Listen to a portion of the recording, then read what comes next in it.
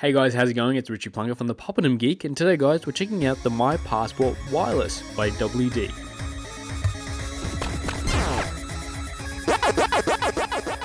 Okay, so this is the My Passport Wireless. Inside the box you get a power adapter, a charging cable, and also a cable which connects to your computer to transfer data. And that's about it really. Now, the My Passport Wireless itself is quite interesting. You've got two buttons on the side to power it and also to power on the wireless, which is also great. And also the USB slot, which enables you to plug it into the computer. Now, two LEDs on the side, which enables you to know if it's turned on and off, and an SD slot. This is where you can insert your SD card, which makes the whole My Passport Wireless work. Now, inserting is quite easy, as you do with any SD card slot. Just insert and away you go. Now, if you have the right settings connected, it will start to transfer straight away. And as you can see, the LEDs are just lit up blue, as it means it's on. It takes a while to recognize, but what will happen is it will start blinking, and that means it's transferring if you have the right settings set, so it can transfer as you plug it in.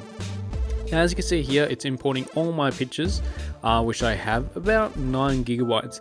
Now, it isn't as fast as it is plugging into a computer, but it does the job, especially if you're trying to go for a minimalistic sort of carry bag without carrying your laptop, SD card reader and everything. You can just plug it in and it will copy. Now, I won't be relying on it in a way if you really need to copy data straight off it really quickly. It does take some time, especially if you have a full 32 gigabyte SD card. Now, right here, I'm actually reading off the SD card itself.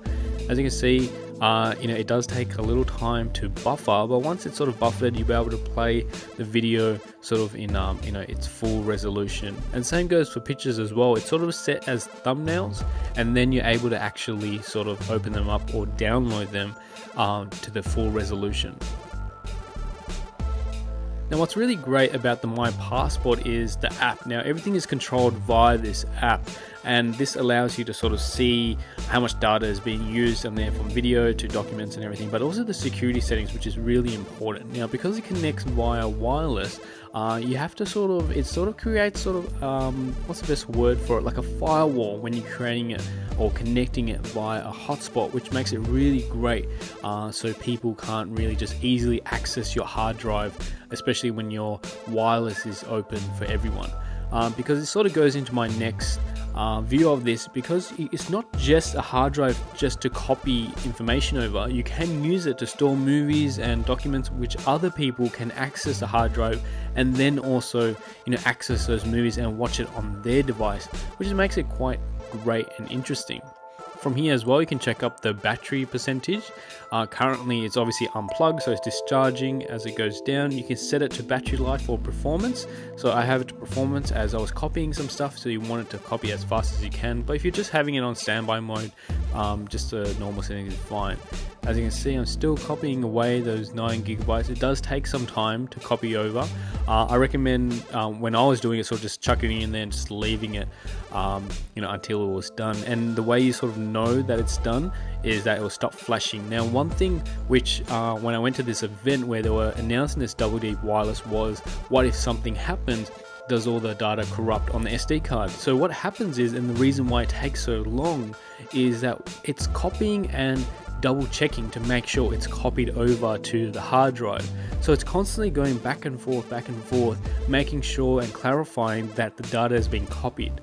Now, if it does corrupt or there's a power failure or anything like that, you're not going to lose any data from your hard drive or from your SD card. In the app, you have some videos of tutorials how to get set up with your WD wireless, which is actually stored on the hard drive itself, which was quite interesting. Instead of having all these manuals and everything, which you still get, but it made it also really great to have this sort of visual video to go through the different settings to get started with your My Passport Wireless.